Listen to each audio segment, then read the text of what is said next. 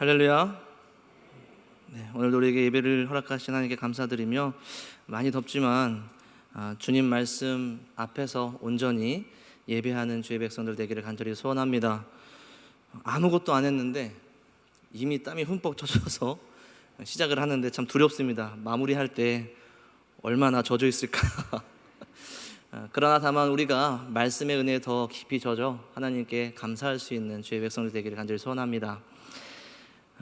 오늘 우리와 같았을 것 같아요. 이만한 공간은 아니었겠지만 주의 백성들이, 에베소에 있는 주의 백성들 성도들이 한 곳에 모여서 누군가를 간절히 기다리고 있을 겁니다. 그러던 중에 두기고라 하는 주의 종이 들어오는 것이죠. 그리고 그 손에 편지가 하나 들려 있는 겁니다. 에베소서 말씀에 따르면 이 두기고가 이 편지를 배달하고 사도 바울의 상황, 그 일을 상세히 전해줄 것이라 라고 얘기하고 있습니다. 두기고는 에베소 성도들에게 사도 바울의 일들, 최근에 어떤 일들이 있었는지 어떻게 지내는지를 아마 소상하게 전해주었을 것입니다. 이 에베소 교인들과 이 사도 바울, 굉장히 깊은 관계가 있는 사람들이죠. 사도 바울은 3차 전도 여행 때에 이 에베소에 머물러 3년이라는 시간, 짧은 시간이 아닙니다. 바울의 전도 여행 중에 이 3년이라는 긴 시간을 들여서 그곳에서 목회를 하였습니다.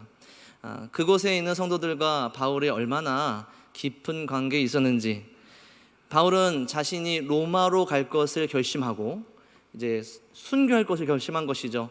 예루살렘을 거쳐 결박당하고 로마에서 순교할 것을 결단하고 그 길을 가기에 앞서서 먼저 에베소에 있는 장로들을 청했습니다. 예루살렘으로 가는 그 길 중에 밀레도에 이르렀을 때에 에베소에서 장로들을 그곳에 오게 해서 그곳에서 고별 설교를 하며 눈물로 함께 부둥켜 하는 그 기억이 이 에베소 교회와 바울의 아주 애절한 기억 중에 하나이죠. 그 후에 참 오랜 시간이 흘렀습니다. 예루살렘에 도착한 바울, 이제 가이사랴를 거쳐 로마로 가야 하는데 가이사랴에서 2년 정도 구금을 당하였죠. 그리고 결국에 로마로 가기에 성공하지만 로마에서도 2년 정도 가택 연금 상황 가운데 있으면서 계속해서 복음을 전하는 상황 가운데 있는 겁니다.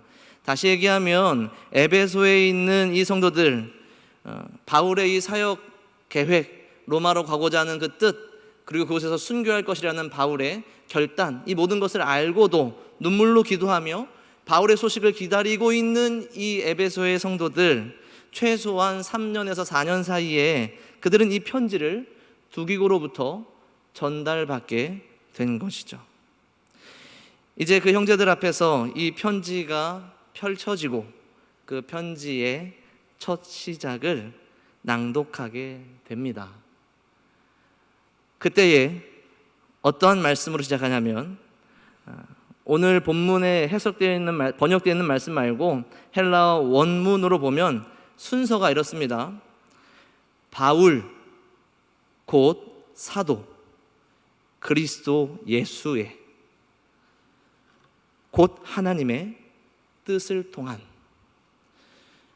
그런 에베소 성도들의 그 기대, 그 편지의 첫 시작을 들으며 과연 에베소 성도들은 어떤 생각을 했을까요?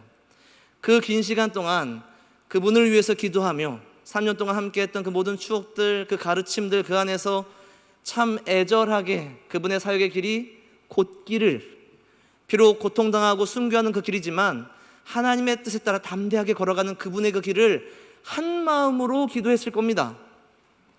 그리고 거기에 이러한 말씀을 기대하지 않았겠습니까? 사랑하는 에베소 형제 자매들이여, 사랑하는 에베소 성도님들이여, 제가 오랜 시간이 걸렸지만 결국에는 로마에 도착했습니다. 그리고 이곳에서도 열심히 복음을 전하며 내게 주어진 이 순교의 길을 담대히 걸어가고 있으니 안심하시고 계속해서 날 위해 기도해 주십시오 라는 그러한 소식을 듣기 원치 않았을까요?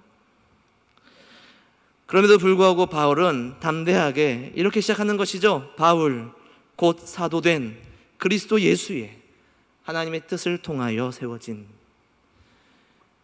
이 이야기가 에베소 성도들에게 적지 않은 충격을 줄 수 있었던 이유는 무엇이냐면, 바울의 이 편지가 그가 사역을 하면서 수없이 보냈던 그 편지들의 내용과 시작이 거의 똑같다라는 것이죠. 바울의 사역 동안에 우리가 신약 성경 안에서 대면하는 수많은 바울의 편지들의 시작이 바로 이렇게 시작을 합니다. 담대하게 바울의 사도됨을 천명하면서, 그리고 그가 보내는 성도들에게 그들의 이름을 부르고 그 장소를 부르고 이 편지 안에 담겨있는 목적, 오직 하나님의 은혜와 평강이 너희들에게 있기를 간절히 축원한다라는 그러한 동일한 부분들, 세세한 부분들, 장소와 지명들, 또 꾸며진 단어들은 조금씩 다르지만 똑같은 인사말로 시작하고 있는 것이죠. 이것이 에베소 성도들에게 무엇을 알게 하였을까요? 비록 그들이 처한 상황, 바울과 에베소 성도들 간에 있었던 정말 끈끈하고 애절한 그 관계와 그 감정들에도 불구하고 바울은 여전히 담대하게 자신의 사역을 묵묵히 감당하고 있다라는 것입니다. 그래서 첫 번째로 우리가 살펴볼 것은 이 바울이 얘기하는 사도의 특별하고 영광스러운 직분이 과연 무엇인가, 지금 바울은 무엇을 얘기하고 있는가인 것이죠. 사도라는 직분이 얼마나 특별합니까? 이 초대교회에, 교회를 세우시기 위해서 그리스도께서 특별히 세우시고 보내시고 그 권한과 능력을 위임하셔서 그들의 사역을 통하여서는 교회들이 세워지고, 그들이 영감을 받아 쓴 책들을 통하여서는 하나님의 계시가 완성되어지는, 성경으로 완성되어지는 놀라운 사역을 이 사도들에게 맡기지 않으셨습니까? 지금 바울은 그 일을 감당하고 있음을 정확하게 이야기하고 있는 것입니다. 상황이 바뀌었고 바울이 처한 상황, 또 에베소 성도들을 생각할 때마다 그가 심취하였을 그 애절한 감정들, 그런 것과 상관없이 오늘 바울은 그들에게 전달되어지는 이 말씀이 하나님의 사도, 예수 그리스도의 사도로서 그들에게 전달해야만, 반드시 전해야 할 하나님의 말씀으로 그들이 전달받기를 원하고 있다라는 것이죠.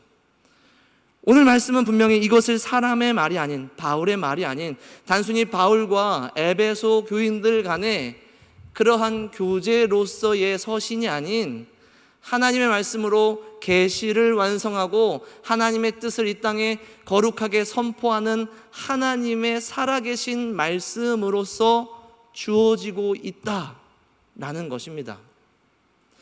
무엇을 기대했을까요? 에베소 교인들 안에 있는 여러 가지 감정들이 소용돌이 치면서 우리 사도 바울 선생님의 어떤 말씀을 기대했을까요? 그러나 오늘 이 첫 구절을 통하여서 그들은 엄숙하게 그들의 모임이 어떠한 모임인지를 다시 한번 깨달을 수밖에 없었다는 것입니다.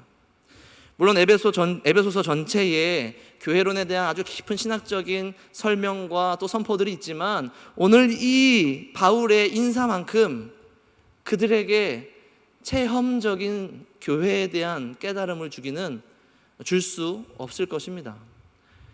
그들이 원하는 것, 그들이 바라는 것, 또 바울의 상황과 여건에 따라서 바울의 여러 가지 상황들을 설명하고 그들을 위로하고 바울의 마음을 위로하고, 이런 인간적인 것들이 아니라 하나님의 백성들이 모여서 함께 예배하고 교회로 모인 그 자리에 선포되어진 이 말씀은 반드시 하나님의 말씀이어야 한다는 것이죠.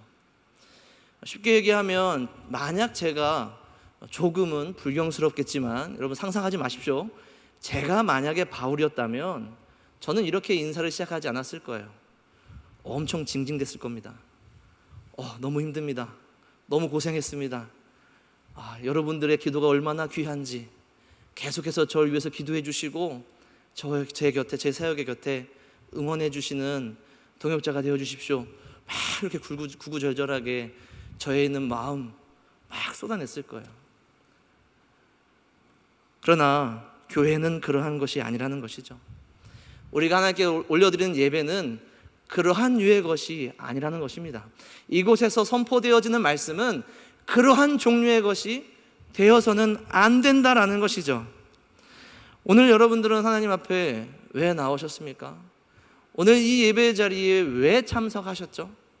오늘 이곳에서 선포되어진 말씀 속에 무언가를 기대하고 있습니까? 물론 하나님의 말씀 속에 우리에게 주시는 능력과 은혜들 우리가 기대해야겠지만 그것이 오로지 우리의 상황과 우리의 삶과 우리의 환경에만 관계되어져서 나에게 위로가 되는 말씀, 나에게 도움이 되는 말씀, 나에게 필요한 말씀만을 기다리고 있다면 우리가 똑같이 이 자리에 앉아있지만 과연 하나님의 말씀 앞에 서 있는가를 반성해야 되지 않을까요? 오늘 이 자리에 선 누군가가 자신을 변호하고 자신의 의로움을 드러내고 아니면 자신을 좀 위로해달라고 인간적인 말들을 쏟아낸다면 사실 그것이 가장 우리에게 두려운 순간이 되어야 되지 않겠습니까? 이곳에 서 있는 설교하는 자도 이곳에 앉아있는 하나님의 말씀을 듣는 성도들도 모두 다 자신의 환경과 상황을 내려놓고 하나님의 임재하심과 하나님의 말씀을 대면해서 오직 하나님만을 바라보는 것, 하나님의 임재하심만으로도 감사와 감격으로 주님 앞에 엎드리고 순종할 수 있는 것, 우리의 상황을 초월해서 어떤 말씀을 주시든지 간에 그 말씀 안에서 하나님의 은혜와 하나님이 우리에게 허락하시는 평강과 하나님이 우리에게 채워주시는 그 놀라우신 사랑을 대면하게 되는 것, 그것이 바로 교회가 모이는 이유이고 그것이 바로 우리가 예배하는 이유가 아니겠습니까? 데살로니가전서 2장 13절에 바울은 같은 마음으로 이렇게 이야기를 합니다. 우리가 들은 바 하나님의 말씀을 받을 때에 사람의 말로 받지 아니하고 하나님의 말씀으로 받음이니 진실로 그러하도다. 이 말씀이 또한 너희 믿는 자 가운데에서 역사하느니라. 여러분, 하나님의 말씀이 선포될 때에 그 말씀이 살아계신 하나님의 말씀으로 오로지 여러분들에게 전달되어지기를 간절히 축원합니다. 하나님의 말씀이 살아계신 하나님의 말씀으로 그대로 여러분들에게 선포되어지고 순종되어지기를 간절히 축원합니다. 오늘 이 말씀의 바울을 우리가 다른 인물로 혹은 다른 어떤 사람으로 대체할 수는 없습니다. 오늘 우리도 동일하게 바울이 전하는, 사도된 바울이 전하는 살아계신 하나님의 말씀을 우리가 듣고 있으며 앞으로도 계속 듣게 될 것입니다. 그러한 말씀 앞에서 오직 하나님만 만나고 하나님만 바라보고 하나님의 말씀에만 순종하는 우리의 상황과 우리의 삶의 여러 가지 여건들, 여러 가지 고민들, 여러 가지 시험들, 그런 것과 아무 상관없이 오직 하나님으로만 만족하고 예배하는 주의 백성들이 되시기를 간절히 소원합니다. 우리의 예배가 왜 힘을 잃어가게 됩니까? 우리의 예배에 왜 우리는 자꾸 기대감을 기대하지 못하게 됩니까? 우리가 우리에게 맞는 말씀, 우리를 위해 줄 말씀, 우리의 기대에 맞는 말씀, 우리의 상황을 충분히 다뤄주고 우리를 일으켜줄 말씀, 그 말씀을 기대하고 그러한 말씀, 그러한 기대가 충족되지 않을 때에 우리가 자꾸 실망하고 그러한 말씀을 찾아서 움직이기 때문에 그렇지 않습니까?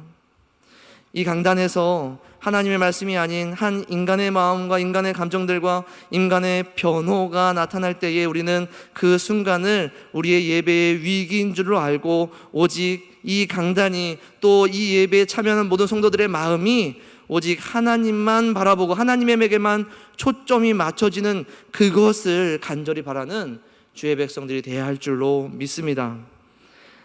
두 번째로, 그러한 하나님의 음성으로, 하나님의 말씀으로, 살아계신 하나님의 계시로 오늘 성경은 에베소의 성도들을 거룩하고 충성된 성도들이라고 부르고 있습니다.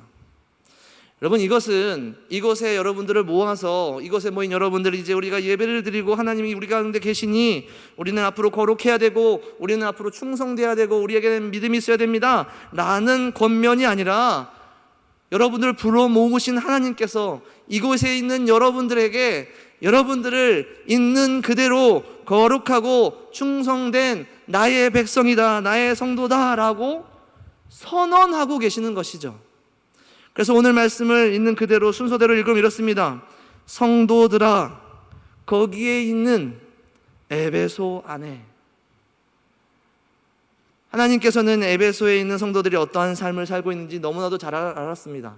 바울도 마찬가지였죠. 3년이라는 긴 시간 동안 그곳에서 그들을 양육하고 그들과 함께 생활하면서 그것이 얼마나 영적으로 시험이 많은 곳인지 너무나도 잘 알고 있었습니다. 고린도와 비교할 만큼 그곳에서도 너무나도 많은 시험거리가 있었죠. 정말 어마어마하게 큰 규모의 아르테미스 신전이 있지 않았습니까?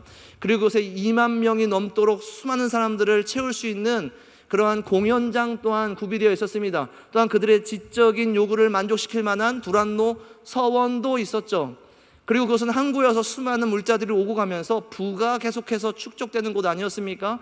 그래서 물질의 법칙으로 돌아가는, 그래서 물질이 있다면 이 모든 문화적인 혜택, 그 다음에 신전에서 이루어지는 종교적인 그러한 성매매, 이러한 것들을 얼마든지 돈만 있으면 즐길 수 있고, 그들의 지적인 요구, 그들의 종교적인 요구, 그들의 어떤 문화적인 요구, 모든 것을 다 충족할 수 있는 그런 도시가 바로 에베소였다라는 것이죠.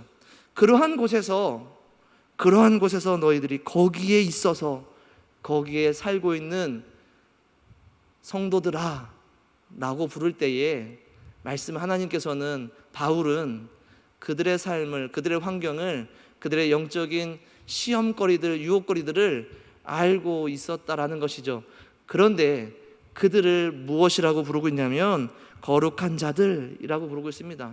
성도들아 라고 번역되는 이것, 거룩한 자들아, 구별된 자들아, 에베소라는 그곳 안에 있어서 그곳에 살고 있지만 그럼에도 불구하고 거룩하게 구별된 자들아 라고 부르고 있는 것이죠.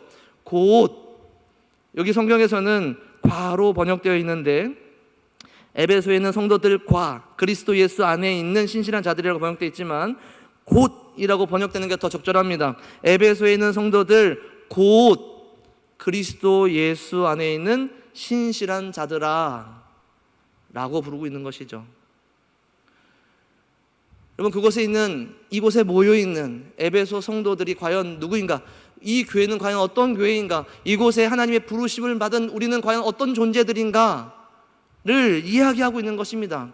가장 척박한 곳에, 유혹이 많은 곳에, 그래서 시험거리도 널려있고 때로는 넘어지고 그 더러운 죄들 때문에 고민하고 슬퍼하고 때로는 넘어지는 그 에베소 성도들이 하나님의 부르심에 모여서 이곳에 앉아 하나님의 그 음성을 듣고 있는 것이죠. 그러나 에베소 안에 있는 너희들 거룩한 자들아, 곧, 왜냐하면 너희가 사실은 그리스도 안에 있기 때문에, 그리스도 안에 있는 믿음 안에 있기 때문에, 그리스도 안에서 너희들이 신실하기 때문에, 충성되기 때문에, 너희들이 그리스도를 믿기 때문에 너희들은 거룩한 자들이다 라고 불러주시는 것이죠.